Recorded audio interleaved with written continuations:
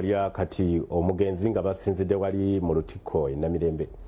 Njagala okubuuzaako sibyotya munaffe yonna gy'osinzira okulaba Bukedde TV1 yesaawa endagaanye ey'amawulire agataliiko nfufu. Nze Ismail Subuga ndine mulungi Mebo katusooke tulabe ku bikulu ate oluvannyuma zijje nago mu bujufu.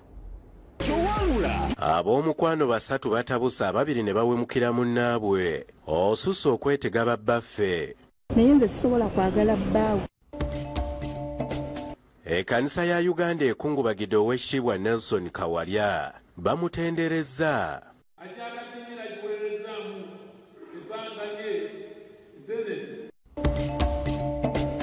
Oweekitiibwa Kawalya ekijja wagenda okuziikibwa kikyusiddwa. RDC ayimirizza abasenda ettaka ekiwenda gy'azaalwa. Ng'asaalimbirako akwatibwe embagirawo avunaanibwe.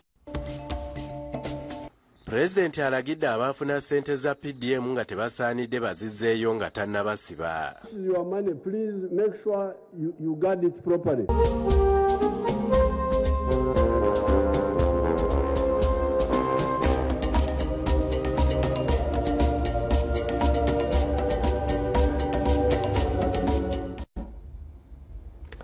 Nyongera okwaniriza ku mawulire agataliiko nfufu mu bujjuvu tugatandise n'ab'omukwano basatu abatabuse nga babiri balumiriza munnaabwe okusonsekanga obugamba abaami baabwe n'ekigendererwa eky'okubaganza. Kyokka Collins Kafeero ow'eddembe ly'abaana n'amaka mu disitulikiti y'e Kayunga ayingidde mu nsonga eno okuzitaawuza. Abakazi basatu abaludde nga bamukwano batabusa babiri ne balumiriza munnaabwe okwetega babbaabwe n'ekigendererwa ekyokwesa empiki nabo. Kyokka gwe balumiriza basekeredde nti waddeyo omusajja yamuddukako naye babbaabwe bamusibako talina kyabagaza kubanga guleedi yaabwe ya wansi. Newankubadde alaba nti nze sirina musajja essaawa eno naye nze sisobola kwagala bbaawe. Ng'okusinziira ku bbaawe oyo nga bwe mmulaba kati nze bbaawe nga nnumako otyo bbaawe oyo. Bano batuuze b'e Bukolooto mu disitulikiti y'e Kayunga. Ab'omukwano abasatu abeeyogeredde amafuukuule kuliko Birabo Erina ayitibwa Maama Winnie ne Nalubega Shakira nga bano balumiriza Jenny Namukwaya okubatabulira amaka gaabwe ng'asonseka babbaabwe obugambo obubatengula. Akola ekintu nga ye n'amala n'akyogera ffe tekwanyitigidde kitegeera ate n'amala n'akyewaniramu.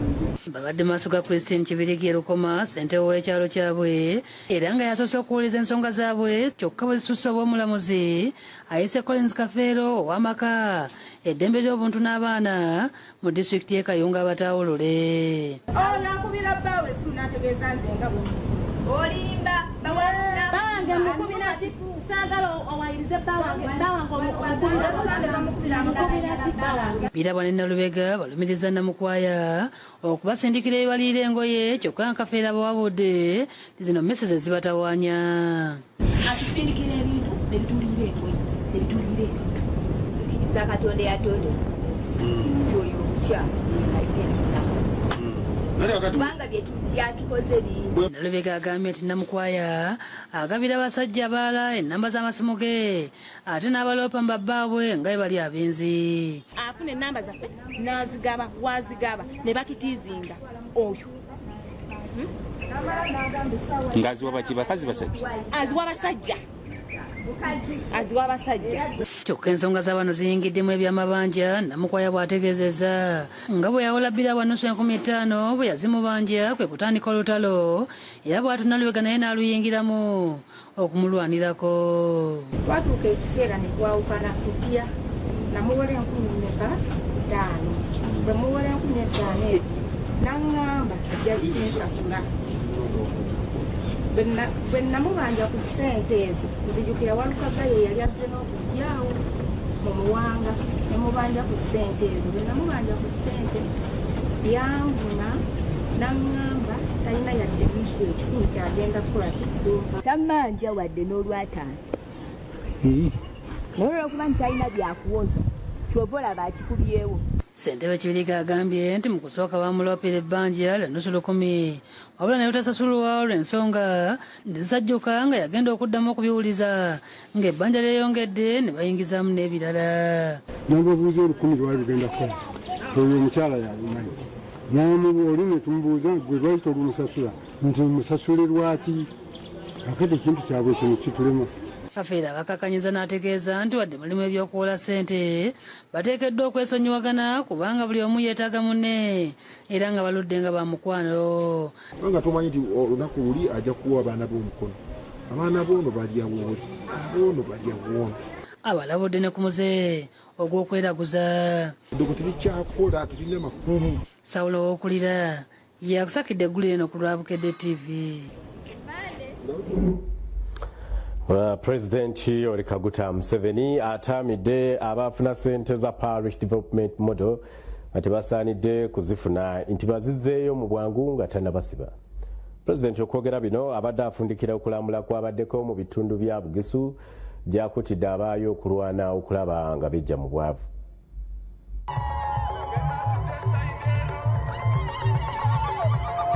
President Yoweri Museveni akomekereza okulambula ebitundu bya Bugisu nga akubiriza abaayo okwejja mu bwavu. Byolukungaana ku kisawe ky'e Maloko Sports Ground Mbale. Asiziro n'alagira abantu bonna abafuna ssente eza PDM banjolo bazizeeyo mu bwangu. The ones who are not supposed to get money but the should pay it back.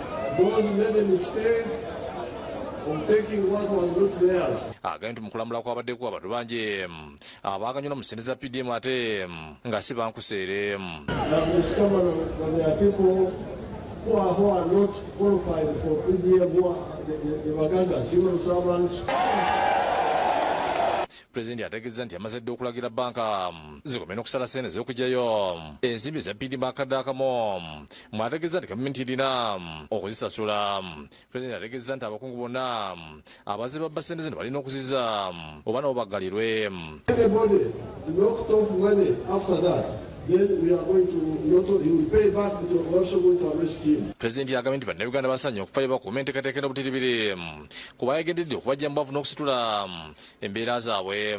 So this is your money. Please make sure you guard it properly. If we maintain 100 million per year per parish, in 10 years, the parish will be having a bank of 1.6 billion shillings. So please don't miss this chance. Ku nsonga y'ettaka Bumbuluka e Bugisu, President abadde abatuuza amagezi bakomye okubeera mu nsozi kuba kirisa obulamu bwabwe mu katyabaga. So we told you long ago that this is very dangerous, but some politicians were playing around with it. Now we have seen how many people we have lost. Akubiriza abatuuze abali mu bifo eby'obulabe nti gavumenti egenda kubakwatirako ebafunire we babeera. We are going to provide all the money to help you get away. Kwasimire baba, kwasimire. Agambye nti wakugana na minisitule y'amayumba balabe engeri gye bagenda okuya abantu b'e Bugisu nga bazimba ennyumba eziri ku mulembe. I'm going to involve the Minister of Housing to see how to produce for you cement blocks nearby. Nga babikolera kumpi. We can either work with Tororo Cement or somebody like that. So that you start using the cement blocks. These are easier to build. Omumyuka wa President Jessica Alupo yeebazizza abantu b'e Bugisu olw'okuwagira gavumenti yeebaza ne Pulezidenti olw'enkulaakulana gy'aleese. Mwanyala kuwagira NRM ne President waffe President Museveni mweyongere kuwagira NRM ni President waffe Museveni mu mwaka 2026. Ku mukolo guno President atongozza ssako ya Geto embalulu n'abegattira mu kibiina kya Yelugawuze ne basemba bavuga mukalulu aka 2026. Gentlemen, right now, His Excellency the President is launching the Circle for the Geto Youth. Faizo Kiza yakusakidde eggulu eno ku Lwabukedde TV. Olunaku olwaleero ekkanisa esiimye emirimu egyakolebwa eyaliko omukubiriza w'olukiiko lwa Buganda Oweekitiibwa Nelson Kawalya eyavudde mu bulamu bw'ensi eno. Basinzidde mu kusabira omwoyo gwe mu lutikko ya Paul omutukuvu e Namirembe nga bamutendereza olw'okwagala kw'abadde nako. Abakungubazi bagenze obungi ku lutikko e Namirembe mu kusaba okukwebaza Katonda olw'obulamu n'ebirungi ebikoleddwa omugenzi Nelson Kawalya yaliko sipiika w'olukiiko lwa Buganda.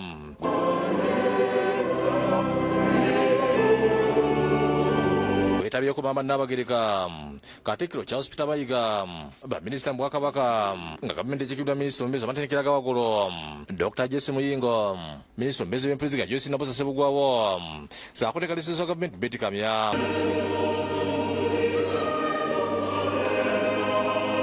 basose okuganzika ebimuli ku ssanduuko ng'akawulire ak'okumusiibula.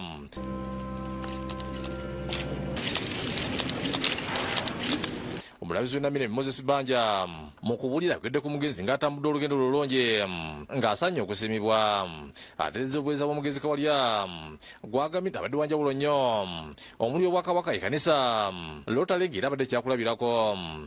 Ng'omukebezi yawe maama okukubiriza si jangu naye obanga yakubiriza wano mu kkanisa kale n'obwe yalondebwa okubeera okukubiriza olukiiko lwa Buganda bamulengera bulungi era n'omulimu n'akola bulungi kubanga naffe wano tujjukira engeri gyakubirizangamu enkiiko zaffe. Ase abafamire okubeera obumu. Tusaba Katonda nammwe aboogere ebirabe ebitulabye ku kadde waffe mubinyweze obulamu bwaffe. Y'omulabizi w'ennamire byawumula Wilberforce Tolalira n'omulabizi omubeezi wa Kampala yawumula Hannington Mutebe boogedde ku mugenzi ng'abadde agala ennyo Katonda. Atumbidde nnyo okunoonya Mukama nga bw'akyayinza okulabika nga Bayibuli bw'egamba. Ekika ky'ensi nekikiddwa Katikkiro ng'ayogedde ku mukululo okukoleddwa omugezi Kawalya kwagambye nti abadde kyakulabirako gye bali. Wamukwano nnyo abadde n'ebbuku mwe liyitamuwaako ng'omukwano gwe n'essaayo buli kaseera bibeerawo ate nga yeeroza ku nsi nga tugwaddemu kizibu kimusinga bunene ebizibu ebisinga nga tubitwaliramu etubigonjoola etutambula. Abafamire okuli bamulekwa ne Namwando Annette Kawalya boogedde ku mugenzi g'abadde ajjudde okwagala. Tugamba mukwano nga Mukama yamuwa ekirabo ekyokwagala n'ayagala nnyo omuntu takulimba naye akwagalira ddala twebaza Mukama olw'obulamu bwe. Ategeeza nti omugenzi si wakuziikibwa kiwenda wabula eziro bawula ne bawera sibakukkiriza muntu yenna okubba ettaka lyabwe. Yeesa Bugwawo ategeeza ng'omugenzi waafiiridde babadde mu nteeketeeke y'okumutwala ebweru ayongere okujjanjabibwa. Era n'awandika ebbaluwa n'akayipakola netubitwalayo era pulezidenti n'akkiriza okukola ekyokumwa ssente era n'amuwandikira n'ebbaluwa ng'akkiriza okumuwa ssente z'okumujjanjaba. Ye Katikkiro Mayiga mubaka wa Ssaabasajja Kabaka asasidde abantu ba Kabaka olw'okuvibwako omuntu obw'enjawulo mu buweereza. Mu bulamu bwe abadde omuntu omwesimbu omukozi omwetoowaze era awa buli muntu ekitiibwa. Ekiseera kyonna tubadde tumwebuuzako ku nsonga enkulu nnyingi. Ayogedde ku buweereza bw'omugenzi eri Bwakabaka bw'agambye nti bubadde bwakwewaayo. Yakola nnyo mu kitongole ky'ebyobulamu era yateekawo enkolagana eziwerako n'ebitongole ebirala. Kino yasobola okukikola newankubadde ng'Obwakabaka tebwalina nsimbi. Oluvannyuma omubiri gwa Kawalya gufulumiziddwa ne gutwalibwa amaka ge e Kabosulubaga okumukungubagira. Disani Mutyaba yakusakidde eggulu lino ku Lwabukede TV. Omwoyo gw'omugenzi Omukama agulamuza ekisa bo bakanyama abaleeteddwa okusenda ettaka ne guleeda ku kijja owabadde walina okuziikibwa Oweekitiibwa Nelson Kawalya oluvannyuma lwa RDC w'e Wakiso Justin Mbabazi okugendayo n'abayimiriza. Aleeseewo amagye ne poliisi okugira nga bakuuma abafamire okulaba nga tewabaawo obutabanguko bwonna. RDC Wakiso Justin Mbabazi atuuse ku ttaka lya kitaawe w'omugenzi Nelson Kawalya bakanyama gye baleese tractor ne batandika okulisenda olunaku olw'eggulo nga twakulaze ku mawulire agataliiko nfuufu. Awo nga bali awo bakanyama bali awo bakutte emiggo. Bazaawo musawa 10 nga kuliko abavubuka abanene ab'amaanyi babadde nga 10 nga balina n'emiggo awo ng'otya n'okutya w'obatandikira. Aze ne poliisi ekasangati y'okukwata bakanyama bano abasasamaza abakungubazi ku kyalo Kiwenda mu disitulikiti y'e Wakiso nga batuuse n'okudduka mu weema ne bazireka nga nkalo. Ayimiriza ebikolwa ebiwa eby'okusenda ebibadde bigenda mu maaso. Izza buli kintu kyonna ekiddamu okukolebwa wano era nkwasiza poliisi obuvunaanyizibwa nkola nti omuntu yenna atali wa famire y'omugenzi ow'ekitiibwa Kawalya anadda wano ku ttaka lino ng'asaalimbirako akwatibwe embagirawo avunaanibwe. Awaka wasangiddwa nga wayema temuli bakungubazi nga batya okujja olw'abasenda ttaka bayonoonye n'emmere nga baatuuse ne ku kijja ekyekika ekiri ku ttaka eryo. Serengeta okulambula ng'ekiri emmanga awo wonna nga basenzeewo. Emmere yange yali emmanga wali nga yonana muwogo lumonde buli kimu. Kyokka Bakanyama badduse ne balekawo omuggo okugambibwa okuba nti bakiraga bakozese okutiisatiisa abantu nga byonna abatuuze babiwulidde RDC Mbabazi. And he disappears immediately. We are told he lives here in Busukuma. Era singa tubadde tubasanze twandibadde batuyambako kino kyebakoze. RDC alagidde poliisi okuyiga abali mabega okuleeta guleeda ezaasenze ettaka okusobola okukwata bavunaanibwe. Naye yakoze kino mumenyi w'amateeka era tumuvumirira era poliisi emunoonyereza ekwavunaanibwe. Alagidde abasenda okugenda mu ofiisi ye batwaleyo empapula eziraga obwannannyini bw'ettaka eryo. Ajje batuleetere ebiwandiiko byonna tulabe nga tusobola okukola ki okumanya nannyini wa wano. Mu kiseera kino aliseewo poliisi n'amagye okugira nga bakuuma bafamire. Omu ku bazzukulu Ali Kakumirizi atulambuza ekijja ky'abazadde be era nga ewabadde wagenda okuziikibwa ow'ekitiibwa Kawalya kyokka olw'emberebezi ezazzeewo bakyusizza aziikibwe Buyuki mu disitulikiti y'e Luweero. Enteekateeka yadde yakuteeka tugenze kutuulirize bulungi azikakwe Buyuki. Tegeeza tagenda ssulaako atagenda ssulaako wano. Janice Sebowa yogedde kutya kwe balina nga baneseza n'okukungubagira omuntu waabwe bulungi. Banga omwana oyo abadde mwana w'abantu amanyi obuzaale bwe balempulira okusaalirwa n'amaziga nempulira nga tufiiriddwa nnyo. Omusasi waffe atuuseewo ku kijja Buyuki mu ggombolola y'e Kalagala era nga tusanze basimentaana ya fuuti 6. Gala 6 ku 7. Tulwana kulanga tuweza fuuti 6 muzeezi ayagala zetulwana okuweza agamba tumuzika mu fuuti 6. Tutuuseeko ne ku kkanisa y'omu kitundu ekyo ya St. Peter's Church of Uganda nga n'omugenzi nabo bagenda musabira era nga kifo kiwadde kiyooyootebwa. Abatuuze bavumiridde abavubuka abatayagala kukola ne basalawo okutunda ettaka ne babajjukiza nti Katonda abalaba. Ng'eno bo balamuza kale ebintu ebyo era otabudde abavubuka b'emirembe gino. Stephen Bulega yakusakidde eggulu eno ku Lwabukedde TV. Ebyo nga tukyabimye amazzi emmotoka 14 n'ebintu ebirala ebibalirirwamu obulindo n'obulindo bw'ensimbi biteeberezebwa okuba nga bisirikidde mu nnabbambula w'omuliro avudde ku bavubuka abakolezeza bizinensi y'omukazi abadde atereka ssente za Ssekukkulu ng'ono kiteeberezebwa okuba nga yabuzeewo n'ensimbi zino. Bibadde Makerere okumpi n'enkulungo y'e Mulago era omusasi waffe abirina mu bujjuvu. Ensimbi z'ekibiina eza Ssekukkulu obukadde 25 zitabudde abateresi ne bakuma omuliro mu kifo we bakolera okukkakkana nga kusaanyizaawo emmotoka 14 n'ebintu ebibalirirwamu obumbi bw'ensimbi. Bino bibadde Makerere wano mu zooni ya Mukwenda mu kiro ekikeseza olunaku olwaleero. Wadde eggalaji mujjiriddemu emmotoka eziwere 14, wabaddewo ebyalaani, wabaddewo entebe z'abantu abadde bakola entebe tebasobodde kujjawo kintu kyonna kitaasibwawo. Ku akawunti yaabwe babadde basuubira okuba nga balinawo obukadde 25. Tebagenze ku akawunti okugyayo ssente nga bo bayesigoyo keyateeka kubanga bwe babadde bawa ssente atwaliro basanze ku akawunti nga waliyo miliyoni 13. Okusinziira ku Juma Kawuma ssente w'ekitundu kino obuzibu buvudde ku nnannyini kifo kino Ruth Nakakaawa era nga yabadde akulira ekibiina mbadde mutereke bw'ensimbi ez'omwaka nga zino bazigabana mu biseera ebya Ssekukkulu ng'omwaka guggwako. Kubanga balina ssente zaabwe ze batereka eza buli mwaka bazigabana mu Desemba. Kaakati babadde balina zigabana lunaku lwaggulu. Siyamaani oyo ate nga yekeyateekawo ekitundu abadde azikwata n'abategeeza ssente zaabwe teziriiwo zonna. Ssente battaanyizza ku bibaddewo n'engeri gyafunyemu essimu okuviwa Nakakawa nga mutegeeza nga balumbiddwa ebbina ly'abavubuka ne bakoleza omuliro guno nga bwe gusaasaanidde ebitundu ebirala ne gutwaliramu n'emmotoka ezibengeye. Nensindikawo difensi wange, difensi naŋŋamba abakkakkanyizza banyonge ne mugamba njakkeerawo ku makya kubewaawo olukiiko. Zibadde essaawa 10 ez'ekiro era nenfunye essimu okuva ewa difensi naŋŋamba wano ewaba Nakakawa twakitibwa Nakakawa wonna wakutte omuliro. Kitegeregese ng'okwegugunga kuvudde ku Nakakawa okuwaaka abantu abamu ssente ate abalala n'abajuliza omwezi ogujja ogwa Gatonnya so ng'enteekateeka yali yakufuna ssente zino ng'omwaka guggwako.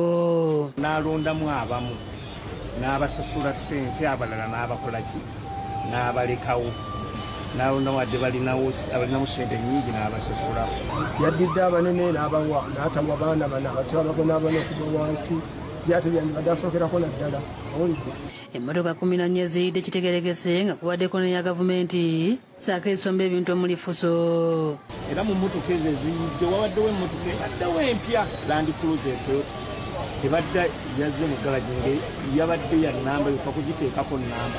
Betulaniza Tanasius defensi w'ekitundu kino ategeeza ng'abavubuka bano bwe bagenze Kaleerwe ne baleeta bannaabwe ababayambyeko oluvannyuma lwa Nakakawa okubamba ssente z'akabokisi zibazze nga basonda okubayisa mu Ssekukkulu. Njogerayo kubaddamu yabazzeemu obubi yabagambye tumuteekako maanyi kubanga nsobola nakubagoba wano mu kifo ndaba wemukolera wangi kati abavubuka bwe bavudde obuzibu bwakoze ki tebamugamba tugenda kukwokya oba toyagala kukola ki tuwa ssente zaffe. Amyuka omwogezi wa poliisi mu kampaani emiirano Lokoisgire akakasizza okukwatibwa kwa Nakakawa abantu gwe balumiriza okulya ssente za banne ne beerya omuguju nga mu kiseera kino akumirwa ku poliisi ewa Ndegeya ng'okunoonyeza okugenda mu maaso. Tugezezzaako kyonna ekisoboka era nga twagala okakasa nti tewali n'omu afunye lusago oba afiiridde mu muliro wabula nga twatandise dda n'okunoonyereza mukiyinza okuba nga kyekiguddeko omuliro. Fatuma Nalubega yakusakidde eggulu eno ku Lwabukedde TV. Nga taliko nfuufu gw'olaba ky'ekitundu ekisooka katuwumulemu katono nnyo ate tukomewo n'ekitundu ekyokubiri tovaawo. Tabamiruka wa Vision Group awedde abalinamu emigabo babanjulidde amakubo amalala omunagibwa ensimbi. Started our outdoor advertising and digital out of home business. Go out of life and celebrate every win with a cold bottle of Pilsner. Pilsner Lager. Stand tall, stride on. Nti bwe mugamba nti guno omulembe abazungu we bajja gwali mulungi mwadda maaso mwadda mabega olwabiruwa lwaki mbuuza ekibuuzo ekyo nti basanga bajjajjaffe bamaze okuyiiya nga bamanyi okukola amafumu bamanyi okukola obwambe bamaze okuyiiya omuliro bamanyi nti emmere efumbibwa kati bo bwe bajja ne bagamba nti ebyammwe bibi nga n'ekyasembayo kye beewuunya lwe lubugo babasanga mukozi olugoyi nakati lwe bakyabeewuunyako nti olugoyi olwo mwalukola mutya naye mwakkiriza ne tutambula n'abazungu ne baseeseetula ennono yaffe ekyaziza ddala Buganda emabega naddala mu nkulaakulana okugenda mu maaso.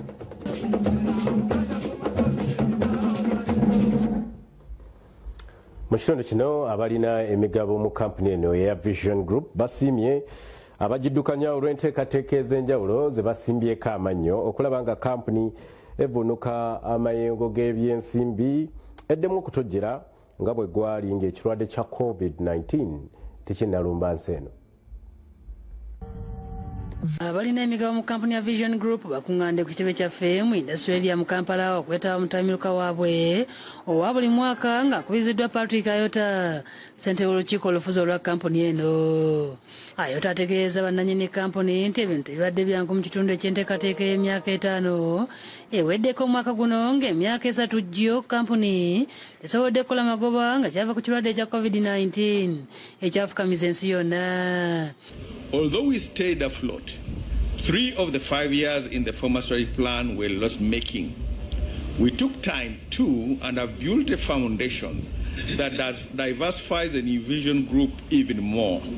This should result in a consistent profit-making trend year on year. kyokka ategeeza nti mu mbeera eno Vision Group tevudde ku mulamwa omukulu ogw'okukyusa embeera z'abantu ng'enteekateeka zonna ezikolebwa zitambulira mu bufu obwo ekikuumya emikutu gyayo nga miganzi mu bantu. We are proud to say that during the lifetime of that strategy, we lived true to this mission and vision. We innovated and continued with the go-to confirmation of news. We helped our classes stay afloat and recover from the extended effects of the global economic downturn. Don Innocent Wanyama akulira kampuni eno ayitidde bannannyini migabo enteekateeka empya kampuni kwegenda okutambulira emyaka 5 ejijja. We have a new mission which is to provide transformational content and business solutions with a view towards advancing society. We are guided by a vision of making the Vision Group a center of excellence for customized communication and business solutions.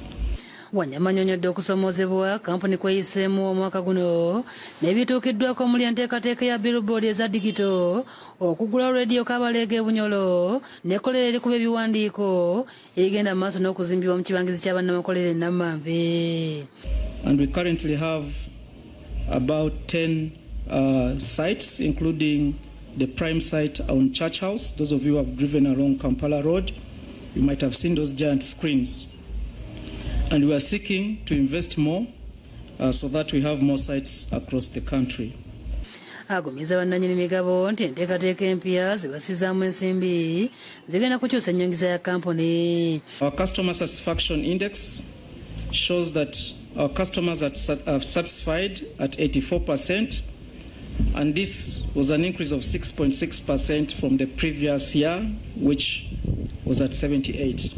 Bw'ata yanjulidde olukiiko enteekateeka ya gavumenti esinga emigabo mu kampuni okwongera okusigamu ensimbi obuwumbi 25 ezigenda okuyamba kampuni eno okweddabulula. And we are confident that that recapitalization is going to help, especially in investments, and should be able to turn around the fortunes of our company. We are looking at investments in out-of-door advertising, out-of-home advertising, in digital assets and packaging, and the Namave industry. David Mafabio, omuwabuzi wa pulezidenti nga yakiikiridde minisita ebyensimbi Matia Kasaija asiimye abaddukanya Vision Group olw'omulimu amatendo gwe bakoze okuyisa kampuni eno mu mayengo ag'enjawulo. The Vision Group is on the correct trajectory. Yeyamye ku lwa gavumenti okuwagira Vision Group okulaba ng'esigala ng'ekulembera ekisaawe ky'ebyamawulire mu ggwanga lino. At the same time brings out the national duties and responsibilities of patriotism, and that supports the goal of national transformation. And Vision Group does exactly and precisely that, and government acknowledges that, and government will continue the robust support to Vision Group. Bannannyini migabo abeetera mu Mutamiruka wa leero basiimye abaddukanya Vision Group olw'omulimu ogw'amaanyi gwe bakola.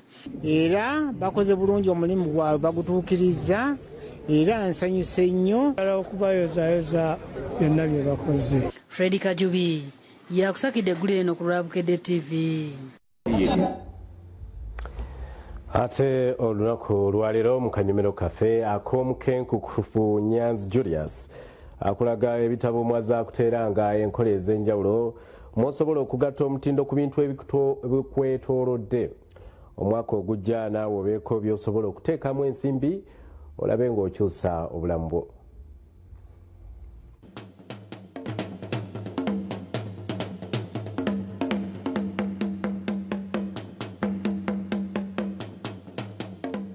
Nkwanirizaako mu kanyomero k'omukenkufu tumalako omwaka byonna tubikoze okuva mu January bwe twatandika omwaka guno nembalaga projekiti 20 gemusobola otandikawo omwaka guno. Nja kwebaza bonna abalwanyi ne beerwanako ne bazitandika mu kusinziira ku nfuna yaabwe. Nabawa emiteeko 4 okusinziira ku nfunayo kapito wakati w'emitwalo 5 ku 10, wakati wa 25 ku 5, wakati wa kakadde ku bukadde 5, wakati w'obukadde 10 n'obukadde 5. Projects nyingi, kola sapato, kola aftershave, kukola kyoko, kola kando. Menya kindeke ki ojja kwekwata embozi z'omukenkufu ng'ozze ku ikotorio projects ezo weziri naye kisingira ddala okuba ekikulu byebitabo bya sente zimera ku miti. Omwaka guno twalonkinze ekitabo eky'omulundi ogwokusatu n'omukungu Simon Senkayi, musajja ayagala nnyo obwongo, ayagala nnyo software wa bannayuganda atereere naddala endaba y'ebintu. Era mu nteekateeka eyo nga tumalako omwaka guno ekirabo ky'osobola okuwa munno ku gandalo lino ery'ennaku enkulu ze tugendamu, osobola okumuwa ebitabo kubanga wano oba omuwadde obugagga obw'ensibo bw'okwata ebitabo by'omukenkufu ebiri mu nnimi ebbiri, Oluganda n'Oluzungu, n'omufunira ebitabo 3 bye naakawandika, volume 1 ne volume 2 ne volume 3, oba omukoze bulungi nnyo ne bw'otamuziika oba omukoledde kubanga oba omuwadde eddobo mu kifo ky'okumuwa ekyennyanja nti gundiiza akayo lwaki tompa ku lunaku olukulu mugenda ku ikotori omugulira ebitabo bino kubanga ne gavumenti yakirabe mu new curriculum. New curriculum erimu misomo gya mukenkufu, practical learning, abaana basome bayige bateeke mu nkola new curriculum yebabawadde. Naye gwe ng'omuzadde kiki ky'osobola okukola kwe kukwata emitwalo 2 n'ogenda ku Prof by Research ku Equatorial Mall oba n'okuba ennamba z'essimu eya 0703 152 n'ofuna ekitabo kino, oba n'ogenda mu matundiro g'ebitabo nga ku Alistock oba n'ogenda ku Jumia, omutimbagano gwa Jumia mwabakozesa nnyo online business, oba Gigi newefunira ebitabo bino kubanga ebitabo bino tubyetaaga, amagezi bwe bugagga. N'olwekyo mwekwata ebitabo bino sente zimera ku miti. Bw'otunuulira abasajja abamagulu meeru basoma ebitabo 5 omwaka, at least tutandike n'ebitabo bino 3 eby'omukenkufu. Bamagulu meeru bakkiririza nnyo mu kumanya era obudde bwabwe obusinga babumala basoma. Bill Gates asoma ebitabo 10 buli mwezi, naye bagamba kale Elon Musk naye ndooza ali mu bitabo nga 15, naye bagamba kale abaddugavu kale mulwane mubweze ebitabo 5, ebitabo 5 kale omukenkufu ayinako 3, ebibiri munoonya abawandiisa abalala. Mugule sente zimera ku miti eyasooka, owokubiri n'owokusatu. Oba okikubye oba tokoze bubi, wano oba tokoze bubi kubanga mulimu ebitwetoolodde nenge gye tubifuula mu sente. Nkimanya abasinga mungoberera naye oluusi amasannyalaze gavaako oba oluusi oba bize, naye byonna byensomesa wano obisanga mu kitabo. Abafirika ekitukuumidde emabega butawandiika, era bajjajjaffe amagezi baagalekanga mu bitontome. Katoli bw'afa n'ebitontome bye byonna, afa n'okumanya kwe kwonna ogenda okukakkana ng'ate abazzukulu tetufunyeemu kubanga okusoma kuno kugaziya okumanyako. Ate omuntu omumanyi yeebuuzibwako ne mu mbaga ne ku mbaga ne mu mikolo, ku mikolo gyonna atula mu maaso. Bw'olaba ng'otudde mabega ne watabaawo akufaako kitegeeza olina okwongera ku kumanyako. Naye abamanyi batuula mu maaso ate beebuuzibwako. Era bw'osoma ekitabo ekitukuvu ekya Bayibuli, Yosefu gwe baasuula mu buddu yafuuka kabaka, yafuuka gundi Falaawo. Lwaki? Yali mumanyi. Obumanyi bwamufuula omusajja w'amaanyi. N'olwekyo nga tugenda mu gandalo lino erya Ssekukkulu ne kumalako omwaka, abaana bakwasa ekitabo kino, bakwasa ebitabo bino, tojja kwejjusa. Sijja bbawa kyennyanja, kambawo eddobo mugende mulobe, ate nammwe muyambe abalala nabo balobe.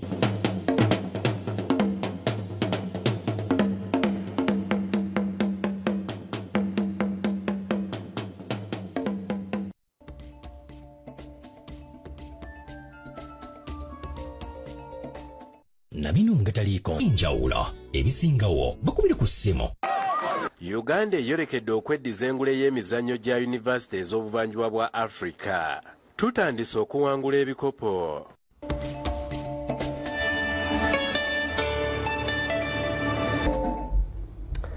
Maama Nnabagereka akubiriza abakulembeze b'eddiini obutakoowa kubuulira kigambo kya Katonda nga beesigama ku buntu bulamu.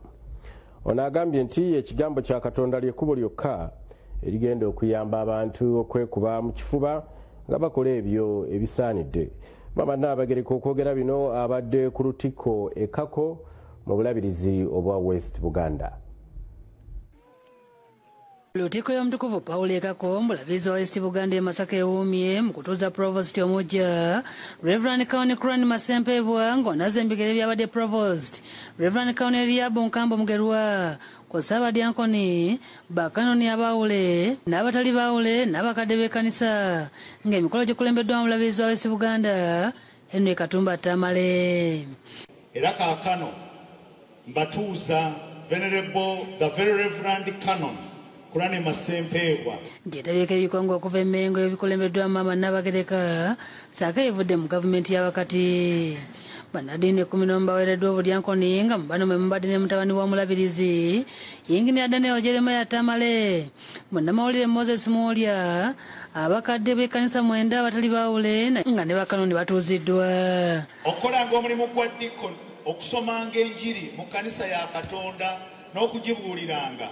Mu kubuulira Reverend Paul Waswa Nsembiro okuva mu ttendekero ly'abaweereza Mukono asabye abasomusiddwa okukomya okwemulugunya kw'ebyo ebitatambula bulungi mu kkanisa. Abamu ne beemulugunya nti ekkanisa eyaffe teweebwanga busumba oba ekkanisa mwe tusabira yo taliimu masannyalaze nga gano ge tulaba mu Lutikko. Kyukira akuliraanye omumbuulize nti gwe weemulugunyiza ki? Pokino Jodi Muleka agambye nti buvunaanyizibwa bwa bannaddiini okukumba obuwangwa n'ennono wakati mu kutuukiriza obuvunaanyizibwa bwabwe obubaweereddwa olwaleero. Bateekwa okuziyiza omuzoogo kubanga kkanisa ya Uganda tekikiririzaamu. Ekyo kabonero akalaga nti kkanisa eri wamu n'obuwangwa bwaffe, eri wamu n'obwakabaka, eri wamu n'abo abalwanyisa ebigenderera okuggyawo ekitiibwa ky'omuntu. Maama Nabagereka asinzidde wano n'agamba nti buvunaanyizibwa bwa buli muntu okuweereza obulungi emitundu gye bawangalira okusobola okubikulaakulanya wakati mu kwolesa empisa. Si be bokka abalina obuvunaanyizibwa mu buweereza bo of course baawuddwa mu ngeri eyo, naye naffe ffenna ng'abantu abatayawuddwa mu mitendera egyo naffe tulina obuvunaanyizibwa okuba nti tuweereza mu bitundu byaffe ne mu ngeri yonna nga bwe kisaanidde. Maama era akubye bannabuddwa akaama bave mu kuleera engalo obwanga baboolekeza okulima emmere basobole okwegobako obwavu saako n'enjala. Buddu kyekifo kyetwajja ensi yonna Uganda gye yajja emmere ng'eva wano n'olwekyo ab'omu kitundu kino n'ab'omu bitundu ebirala kubanga Uganda ateera njimu nnyo buli woogenda wasobola okukula emmere. Bagamba ekigambo ekiyitibwa enjala wano tekyandibaddewo mu nsi yaffe. Buli ssekinnoomu ku ffe obuvunaanyizibwa Mukama bwakuwadde bw'obukola obulungi nga bwe kigwanidde naawe oba okola buweereza. Nebaza nnyo Katonda olw'olunaku luno kyokka ate era mwegayirira ambeere. Oluvannyuma Maama Nabagereka atongozezza okuzimba ennyumba y'omulabirizi nga yegenda okusulibwamu omulabirizi omujja anaddira omulabirizi Katumba Mbigere alinze okuwummula. Fiona Nanyomo yakusakidde eggulu eno ku Lwabukedde TV.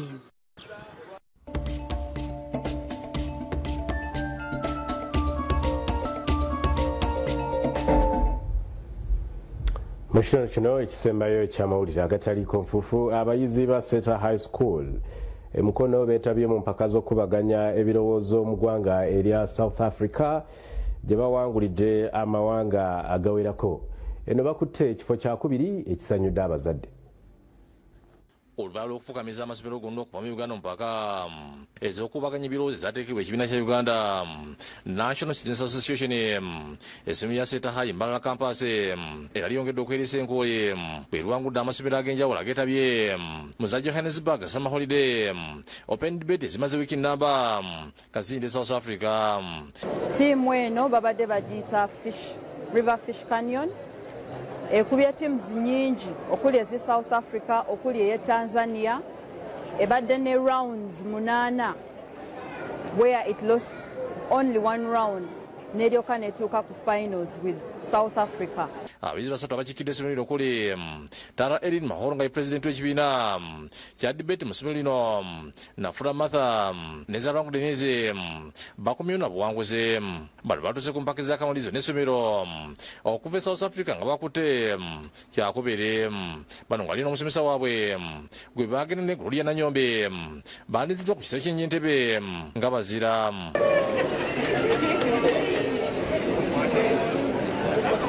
Begattiddwako abazadde ba Setahaye abakulembera omukulu wa kampasi eno Boniface Sebukalo.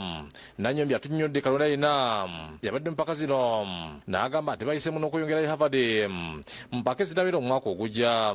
Tuba tuqualifyinga for Harvard World Debate Tournaments kati ze tuba tugendako, era maaso awo abaana bajja kweyongera okwongera obbabangulamu, bajja kuba basobola okwetaba mu debate tournaments eziddako ezigenda Harvard.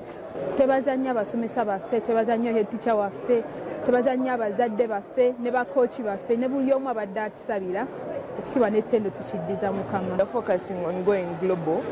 We are hoping to prove to the world that Uganda has some of the best debaters, some of the best leaders, and some of the best rising people who are going to lift up this nation. But we want to thank God that even when we went international, we thank God that He enabled us to emerge victorious. Asanyufu nnyo okulaba nti omwana waffe atuuse ku buwanguzi. Omukulu w'essomero Sebukalo asiimye abayizi olw'okukwesa essomero lyabwe ekitiibwa n'agamba nti kino kyongedde okulaga obukugusi bw'abayizi bw'okabula n'abasomesa abasomesa. Ffe nga Seta High School obuvunaanyizibwa bwaffe bwebwo okubeera nti tukulaakulanya ebitone by'abaana baffe eby'enjawulo. Henry Nsubuga yakusakidde eggulu ku Lwabukedde TV. Bwegeyoge bannaffe olw'obuwanguzi obwo mutuuseko. Ate omulamuzi yawumula Francis Sekanda alaze obwetaavu obw'okukendeeza ku matendekero agabangula bannamateeka ng'obungi bwagwo butattanye omutindo kwe bafulumizibwa. Avumiridde entalo eziri mu bannamateeka ensangi zino omuli n'abavuma abantu abadde ku matikira ag'omulundi ogw'ataano mu ebiri ku ttendekero lya Law Development Center e Makerere. Abayizi abasula 1500 bateekeddwa amasomo ag'enjawulo ku ttendekero ly'amateeka erya Law Development Center ku matikira ag'omulundi ogw'ataano mu ebiri agabadde Makerere.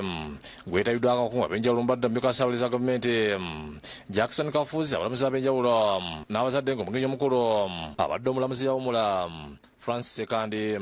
Akulira ettendekero ly'e Kampala Dr. Pamela Tebeekira Kalyeji ayogedde ku matikira gano n'ebituukiddwa ku ttendekero lino.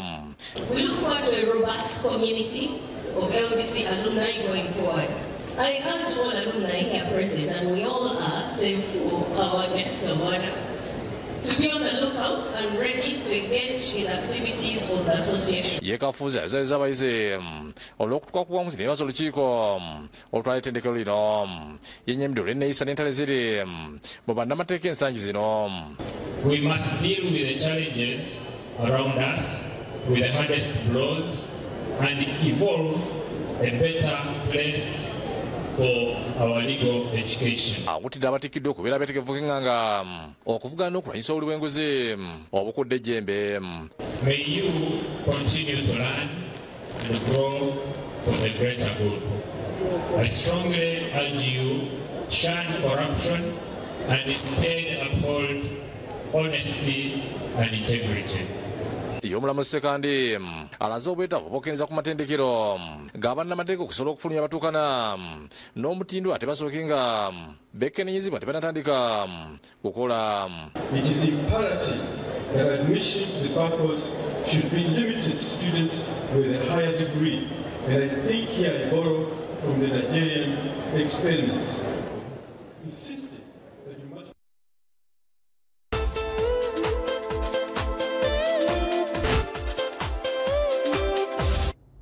Bwetugendako mu nsika ey'ebyemizannyo emizannyo gya East African University Games gikomekerezebwa olunaku olw'enkya e Kenya nga ndejje ekulembedde ekimeeza eky'emidaali. Leero Uganda Christian University UCU ewangudde zaabu mu kubaka.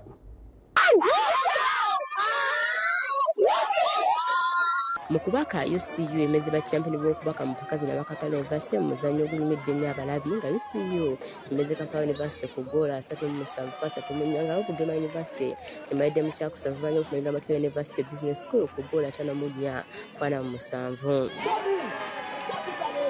nga buli kochi yenna osanyuka buli lwowangula finals zino zibadde z'amaanyi nnyo era nina essanyu kubanga abawala balwanye okuva ku daki kesooka paka kwesembayo okubeera abato ne batuuka final ne baluuzinga baitu ku tiimu ezengezanya mu kino ekikopo achievement y'amaanyi natwakitwala kati yakitwala mpaka mu mpira gw'ebigere mu basajja Islamic University in Uganda ekutte ekyakusatu oluvannyuma lw'okumega University mu penalty 6-5 vadde kifo kino okugwako nga buli omu abalagole mu final yankya nga Uganda Matters University enkozi yakutuka ne Makerere University y'Endejje edize ekikopo kya handball mu basajja Kampala University ekutte ekyakubiri mu bakazi oluvannyuma lw'okukubwa Kenyatta University ku goolo 28-25 ku final empaka zikomekerezebwa nga mu kiseera kino Endejje ekulembedde ekimeza ky'emidaali ng'erina zaabu 23 omugatte yakangula emidaali 65. University ya United States International University y'e Kenya ekwata kyakubiri n'emidaali gya zaabu 14 Makerere University ne UCU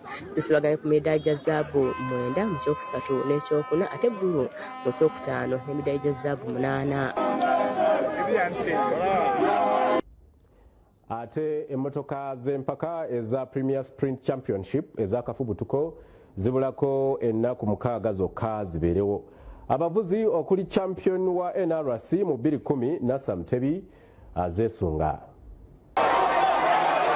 Esigadde ennaku 6 abavuzi beerage eryanye emmotoka z'empaka ez'akafubutuko ezigalwa kalenda y'omwaka guno ng'abavuzi 3 be basuubira okuzeetabamu ng'omu ku bo Nassam Tebi yaliko nnantama gw'engula y'eggwanga ya NRC 2010 ng'ono avuga emmotoka y'ekika kya Mitsubishi Lancer Evo 9.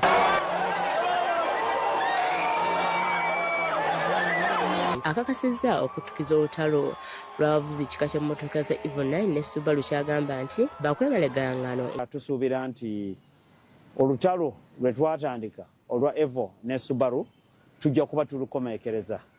Ffe abavuga Mitsubishi Evolution tujja kuba tukwatira ddala abasajja abavuga Subaru nga tubalaga enkoona kubanga tulina okubakuba tulabe nga tubalinnya ku nfeete. Okuvuganya okw'omulundi guno Nassam Tebi agamba nti kw'amaanyi n'ebbugu mu buliisha lyeyongera. Ponsiano tokyusakyusa bintu mbadde nkusaba bakumpe nkuteeke w'oyina okugenda. Atuulidde kumalako na buwanguzi okusobola okwongera okweteekera omwaka ogujja okutandika n'amaanyi. Tageti yange we nawumula emyaka 10 wenajja nawangula TV leero singa wabaddeyo kaboda ako kembadde njagala okusitukiramu kitegeeza nti nina kuba mu bifo ebisooka 1, 2, 3 sisukawo era nga wekibadde omwaka gwonna. Empaka zakubaawo ku Boxing Day nga 26 e Busiika ng'abavuzi abasukka mu 40 bakakasizza okuzeetabamu nga Godfrey Kiyimba yakulembedde Nadranad Sebuguzi.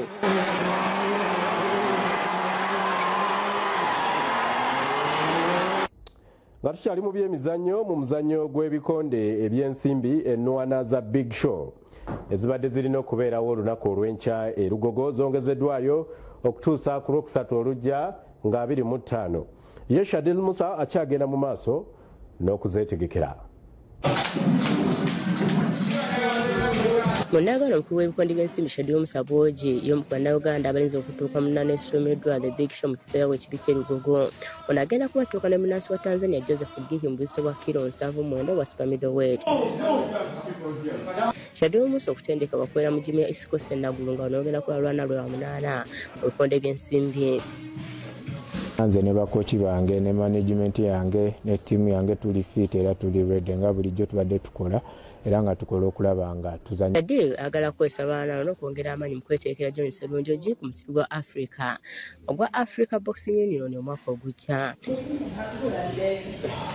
Gizanyanga tune-up ya ABU cause nabadde nyina okuzanya omusipi gwa ABU ne baguteeka aside ne baŋŋamba nsooke nnwana eno fight so that nnwana fight eya ABU mu February. Ennwana 8 Shadil yakazanya mu bikonde by'ensimbi zonna ziwangudde ng'ennwana 5 ziwangudde ku ngumi tonziiranga mu ngeri